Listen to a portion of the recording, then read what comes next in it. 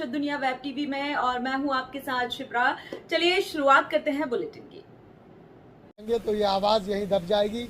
ऐसे विघटनकारी लोग इस विधानसभा में लोगों को परेशान कर रखा है, झूठी सच्ची शिकायत करते हैं, पुलिस को ढाल बनाकर इस्तेमाल किया जा रहा है। ये जो जैद पठान इंदौर के, इन्होंने सोशल मीडिया पे मध्य प्रदेश के मुख्यमंत्री को मारने की धमकी दी और जो इनके पास खड़े हैं ये परम आदरणीय इस विधानसभा मध्य विधानसभा के विधायक जी हैं, ये उनके दोस्त हैं। ये पीएफआई का सक्रिय सदस्य है और पीएफआई को, मिली काउंसिल को और सिमी को अप्रत्यक्ष रूप से और प्रत्यक्ष रूप से विधायक जी की मदद है। सांप्रदायिक शक्तियों से लड़ते रहेंगे, चाहे वो से असामाजिक तत्वों की धमकियों से। नहीं, कमजोर कैसे करेंगे? हमारे साथ लोग हैं, कड़ी से कड़ी जुड़ते जा रहे हैं, हमको कैसे कमजोर करें? समाजवाद भारत में कभी भी कमजोर नहीं हुआ, बल्कि अपितु पूरे संसार में समाजवाद कभी भी कमजोर नहीं हुआ है। और समाजवाद जब भी झंडा उठाता है वो अपनी लड़ाई जीत कर रहता है, चाहे वो किसी भी किस्म की लड़ाई हो। हम समाजवादी लोग इस मध्य प्रदेश में जीत कर ही रहेंगे। सड़कों पर आकर संघर्ष करेंगे, इनके संघर्ष करते थे करेंगे और हम इनको मुंहतोड़ जवाब 2023 में देने को तैयार हैं। ये भूल है उनकी कि यहाँ कोई पार्टी नहीं है, ये उनका प्रोपेगेंडा है। भारत की 70% आबादी ये कहती है भारतीय जनता पार्टी झूठ बोलती है और 30% लोग भारतीय जनता पार्टी के कहते हैं मोदी अच्छा है और हमारी पार्टी अच्छी है, और 70% हिंदुस्तान का आपके माध्यम आपके सामने भी ये नजर है। एक मिनट आगे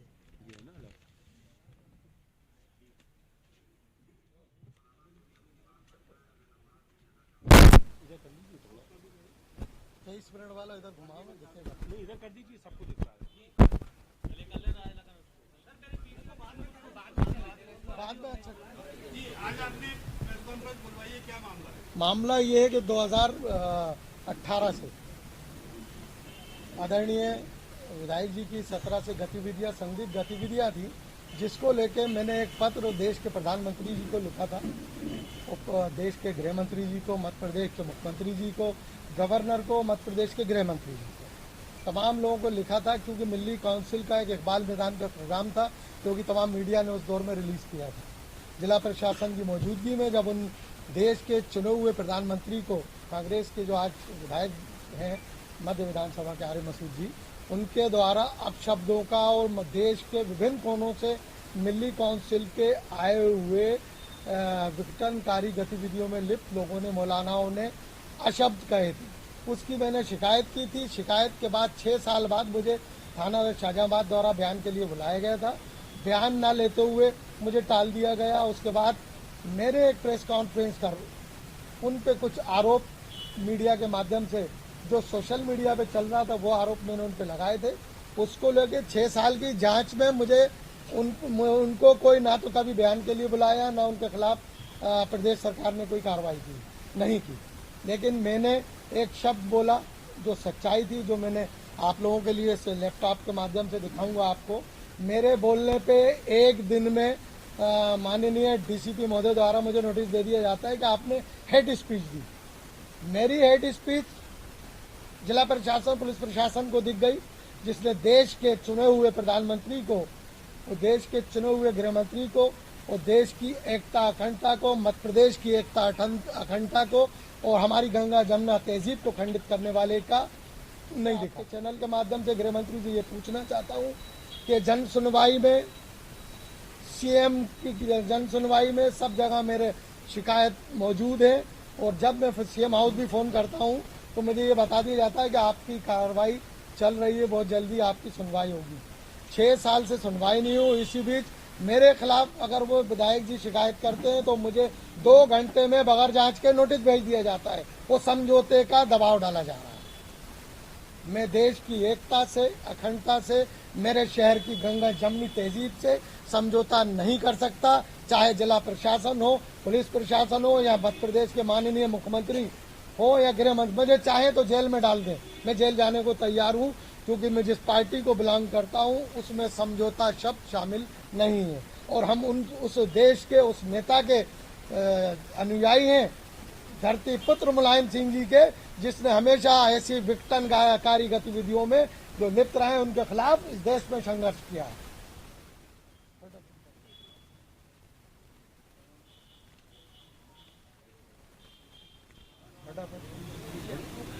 ये जो अभी हमारे प्रवक्ता जी ने कहा है, हमारी वैसे लड़ाई कांग्रेस को अपने आप समझ जाना चाहिए, कांग्रेस के प्रतिनिधि हैं या विधायक है या कोई भी है।